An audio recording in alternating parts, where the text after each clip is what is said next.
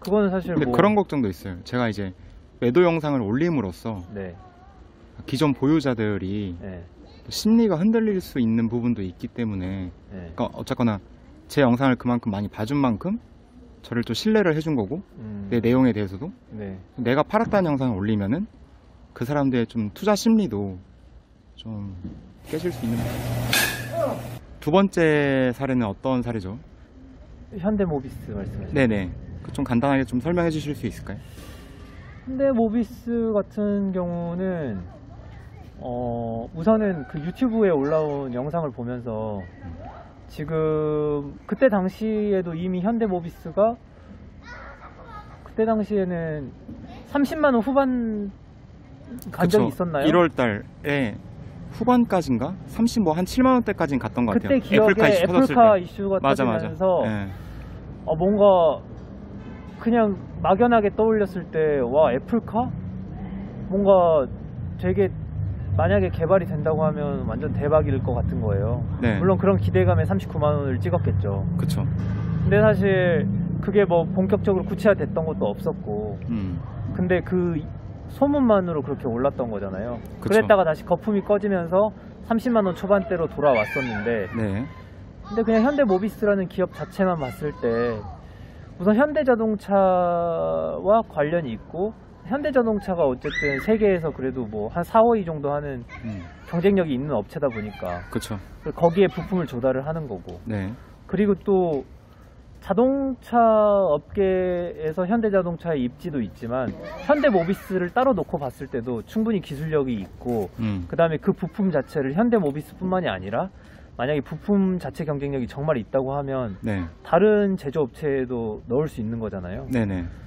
그래서 그 완성차 시장이 혹시나 현대자동차가 흔들리더라도 현대모비스가 따로 그 경쟁력이 있지 않나 뭐 그런 생각도 했었고 그 다음에 전기자동차가 이제 확장을 하면서 그 전기자동차에 들어가는 모듈이라고 하나요? 네. 그런 것도 그 유튜브에서 봤을 때는 모비스에서 뭐 개발을 한다고 하길래 이제 그냥 단순하게 거시적으로 봤을 때 뭐 그런 상황 자체가 좋아 보여가지고 네. 현대모비스를 샀는데 계속 떨어진 거죠. 네. 그 떨어지는 동안에 네. 어떤 좀 감정의 변화가 있었을까요?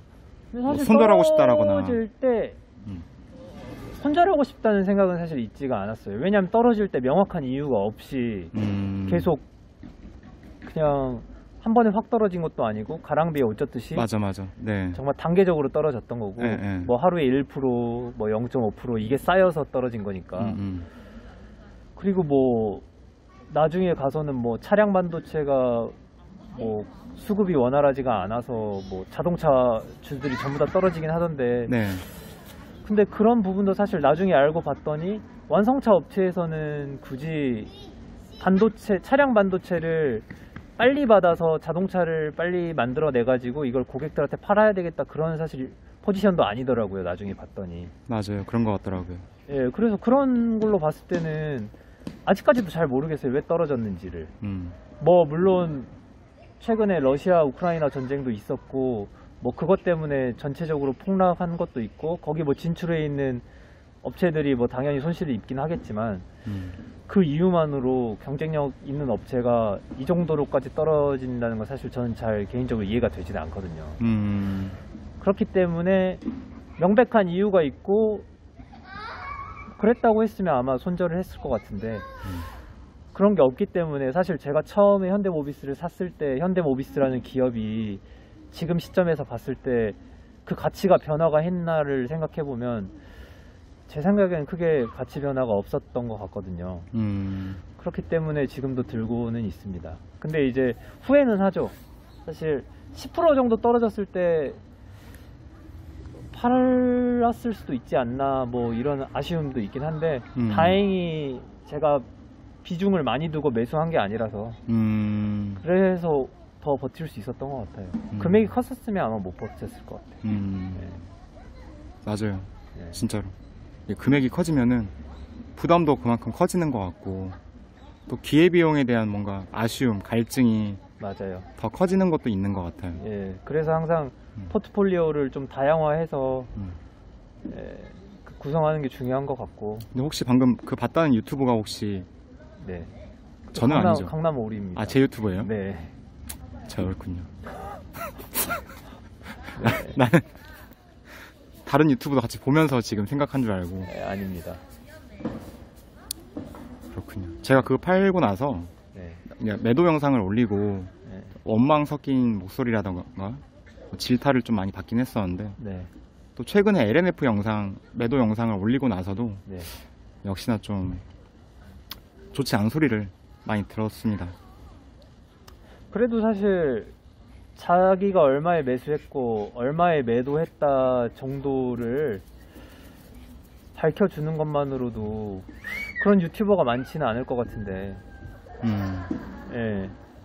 그거는 사실 근데 뭐 그런 걱정도 있어요. 제가 이제 매도 영상을 올림으로써 네. 기존 보유자들이 네. 심리가 흔들릴 수 있는 부분도 있기 때문에, 네. 그러니까 어쨌거나 제 영상을 그만큼 많이 봐준 만큼 저를 또 신뢰를 해준 거고, 내 내용에 대해서도 네. 내가 팔았다는 영상을 올리면은 그 사람들의 좀 투자 심리도 좀 깨질 수 있는 부분이 좀 있을 수 있지 않을까? 맞습니다. 그런 부분도 있을 것 같은데, 예를 들어서 믿고 신뢰를 했다고 하면 최소한 내가 팔 때 나는 팔았다라고 알려주는 것 자체가 더 배신감이 덜 들 수도 있을 것 같아요. 네. 만약에 나중에 알고 봤더니 더 많이 떨어졌는데 그래도 강남 오리님도 아직 들고 있으니까 이렇게 생각하는 매수자가 있다고 하면, 근데 나중에 알고 봤더니 강남 오리님이 이미 판 거예요. 어떻게 보면 떨어질 때 동지가 같이 있는 거가 큰 위안이 될 수 있는데, 그럼 나만 바보가 됐구나, 또 이런 생각도 할 수 있을 것 같거든요. 그래서 저는 팔았다고 알려준 게, 저 구독자 중에 한 명으로서 저는 그게 더 좋은 것 같습니다. 그게 맞는 것 같다. 예. 좋은 것 같다. 예. 근데 이게 참 정답은 없는 것 같긴 한데, 정답은 없는 것 같아요. 참 어려운 결정은 맞는 것 같아요. 예. 정답은 없지만. 오케이. 그나마 LNF 같은 경우에는 수익이 많이 나시고 있는 상황에서 팔았잖아요.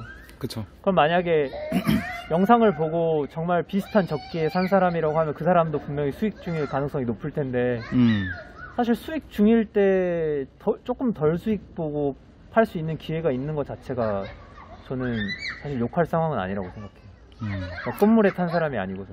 현대모비스보다 좀 마음이 편했던 거는 LNF가 그래도 정고점 근처에 있는 가격대라서 크게 물려있는 사람은 많지 않을 것 같다라는 생각이 좀 있긴 있었어요. 맞아요. 현대모비스는 진짜 너무 많은 사람들이 물려있으니까 좀 그랬죠. 맞아요.